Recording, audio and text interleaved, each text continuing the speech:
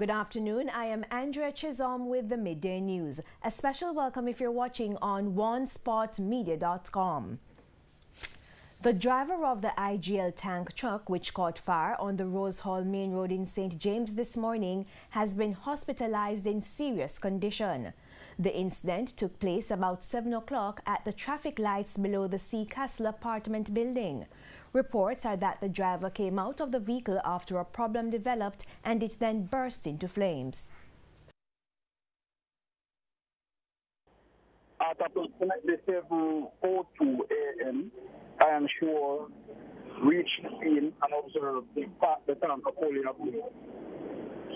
As well, shortly thereafter, a unit of the Palmer Fire Station arrived minutes afterwards. What we had to do, because we have to focus on the life safety aspect of our training, so we had to cordon and evacuate the entire motorway. As for the condition of the driver, in the process, and was taken to the Firefighters hospital and we treated for burns that he received. The Parent-Teacher Association of the Fair Prospect Primary in Portland are up in arms with the Education Ministry over the deplorable condition of the institution. The school received an $11 million grant from the Japanese Embassy last year to carry out rehabilitation works, but to date no work has started. Details in this report. Yeah, we padlock the gates because we have to make our voice heard. An irate parent protesting about the deplorable state of a Fair Prospect Primary School in Black Rock, Portland. The parent claims the school has been in a poor condition for more than 15 years. In March 2018, the Japanese Embassy donated $11 million to build 2 new classrooms for grade 6 students, as well as refurbish the grades 3, 4, and 5 classrooms. But the Parent Teachers Association says almost a year later, work is yet to start. From March 2018, the Chinese government had donated, the Japanese government, has donated 90,000 US plus to develop the classroom situation at this school. They were promised that in the summer of 2018, the work would have been done, that it would be open for September. That never materialized. They claim the project was first delayed with a new completion date set for last year, December. Member of Parliament for Portland Eastern Invale Bloomfield says he has made several contacts to the Ministry of Education to get the situation sorted out, but to date, nothing has been done. I spoke to the CEO of the ministry, that is the principal medical officer. I flagged her down her car and stopped with her and begged her and said, deal with this thing because our children, our staff are suffering and we are in need of it. But I went back 3 or 4 more times and I said, Minister, every time we want to see it start, give us a timeline, tell us who is in charge, tell us which person we can go to say, listen, since you're busy, who and what is the situation? Up to this day. We keep on asking the local authority about, education authority about what happened to the money.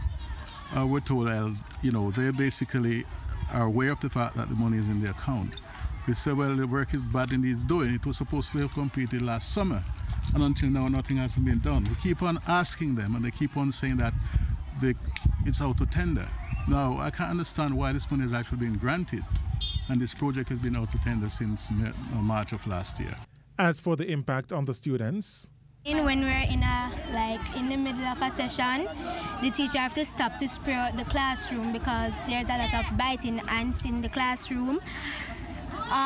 The chichi them eat out all of the board them in the classroom. Yes, and we project them, the chichi them eat them down. We test paper, chichi them eat them down. We have to play football in our classroom. Santa Pia crawl up in our classroom, all that or something. Morning come chichi, evening come chichi. We need something to be done, Mr. Minister. Please, we are begging you. Please, do something for us. We want the ministry to know. We want the minister to know. We want the permanent secretary and we want the principal medical officer to know that we are concerned and we want to make sure that the school is done. Shane Masters, TVJ News. The Early Childhood Commission is investigating an alleged case of abuse at a basic school in Portmore, St. Catherine. The mother of a child at the school is accusing a teacher of beating her 2-year-old son. However, the case took an interesting twist on Thursday as other parents tell a different story. TVJ's Herman Green has the latest. The accusations are grave. A 2-year-old allegedly slapped so hard by an early childhood teacher, bruises were left all over his body. It's understood that the child just started attending the Smart Kids Basic School in Passageforth, Portmore, St. Catherine in January, but the mother confronted the school administrators about the bruises days later, the images circulating on social media. But on Thursday, the parents of other children at the institution protested at the school gate, defending the school. The parent accusing the teacher of beating our son, and I don't think that is right, because that bruise, it just look like it just happened at the house, or the baby have an allergy. I don't think it's a teacher. My son come to the school, and he's into the same classroom, and I have never yet had any of those problems or issues with any teacher or the principal at the school. The school is a very good school. Attempts to speak with school administrators on the matter were unsuccessful as they insist it's an active investigation. Executive Director of the Early Childhood Commission, ECC, Karen Deslandes, said while an official report was not made, an investigation was started based on the video seen online. Well, what we saw on social media is a picture of the child, which, brought some concern. An inspector was assigned to do an investigation, which she went to do today. I am not able to comment on the investigation because she went today. And additionally, contact was made with the parent, and she'll be interviewed tomorrow. Ms. Deslandes noted that Smart Kids Basic School has applied to be registered with the ECC. She said the school was given a 1-year permit to operate, which expires at the end of this month. Upon expiration, the facility will be inspected to see if they qualify for another permit or if it can be certified. In the meantime, other parents are adamant that the teacher and the institution are innocent. I have a little girl here who is very mischievous, and if teachers were here beating children, she would be the first one to get some slap. So something definitely is going on. And for her to be just bringing the child for 1 week after children is here for umpteen years. Parents just pass here who have children reach very high school and have never gotten such a problem. Something else is wrong, and they need to clear the name of the school. Herman Green, TVJ News. An agriculture minister serious about boosting production. That's Audley Shaw's mantra as he works to find more markets for farm produce. He detailed those and other plans at Wednesday's launch of the Essex Valley Agricultural Development Project in St. Elizabeth. TVJ's Krista Campbell has details. Agriculture Minister Audley Shaw notes that the government has already given the largest approval ever to fix farm roads. $800 million to finance the National Farm Road Rehabilitation Program. He says it's already benefited over 11,000 farmers in 13 parishes and hopes more money will be approved in the next budget.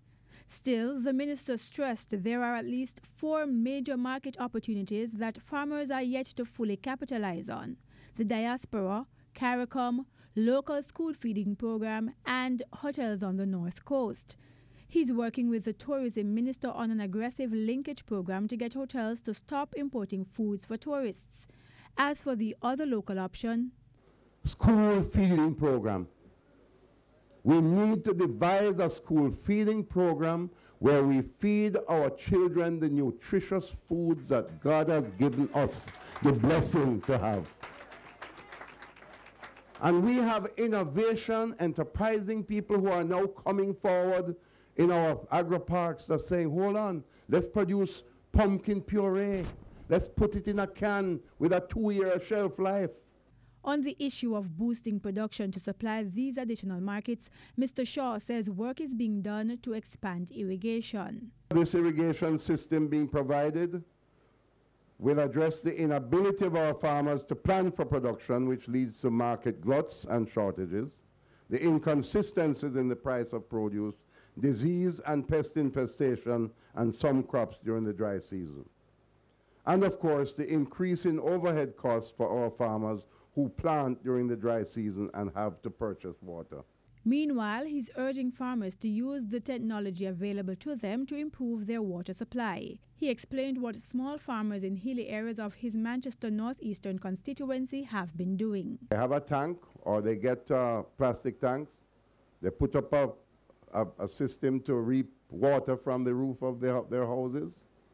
Then they buy a simple drip irrigation lines from Isratec in Mandeville, who are exporting too much of what they produce now when they should be selling more of it to our small farmers. Buy some drip irrigation lines, hook it up to the tank that is reaping water from the roof, and lead the irrigation line into your field down below the house. Krista Campbell, TVJ News. The head of the National Solid Waste Management Authority, NSWMA, is pleading with residents to properly dispose bulky waste.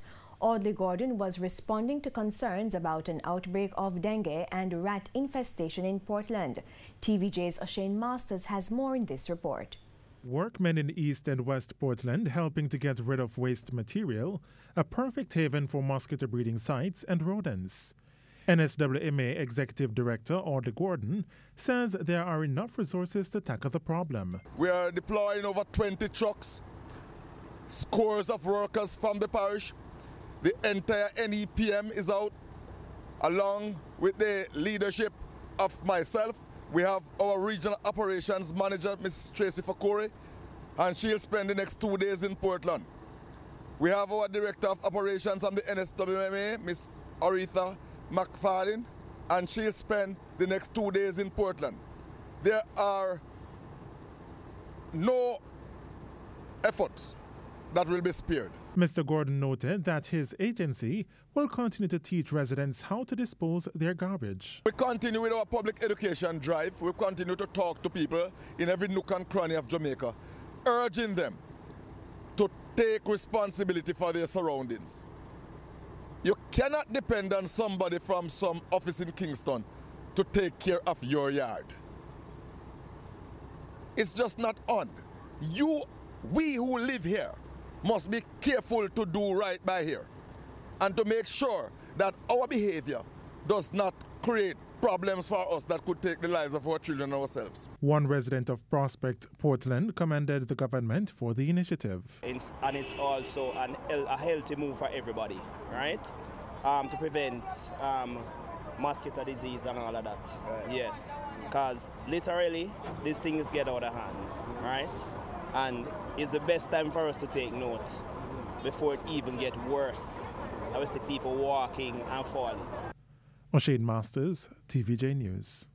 And in sports, in this the final day of our preview of the nominees for the RGR Gleaner Sports Foundation National Sportsman and Sportswoman of the Year Awards, we look at many-time national triple jump champion Kimberly Williams. 7-time national triple jump champion Kimberly Williams is one of 10 individuals nominated for the RGR Gleaner National Sportswoman of the Year Award for 2018. The 30-year-old former Veer Technical and Florida State University standout ended 2018 with a world ranking of number 2 in the women's triple jump. Williams' year was highlighted by a gold medal performance at the Commonwealth Games in Gold Coast, Australia, where she cut the sand with a lifetime best of 14.84 meters.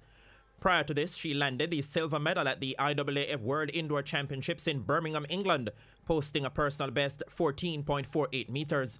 She also recorded podium finishes in each of her 4 appearances on the Diamond League circuit and also earned a 3rd place finish at the Diamond League final in Zurich. I consider her a veteran at the event, been there for such a long time. It's now she's reaping the rewards of her labor, and I think she pushes on in 2019 at the World Championship. She should be a contender for a medal there. And you notice it with jumpers. They tend to get better the older they get. Williams will be aiming to become only the 3rd triple jumper to win either the Sportsman or Sportswoman of the Year award, following the achievements of James Beckford and Tricia K. Smith. Meanwhile, there has been a change in format for the magazine, which is normally produced for the awards gala, as explained by Chairman of the RGR Gleaner Sports Foundation, Gary Allen. One of the things is that we usually have a small magazine publication that we would issue on the night.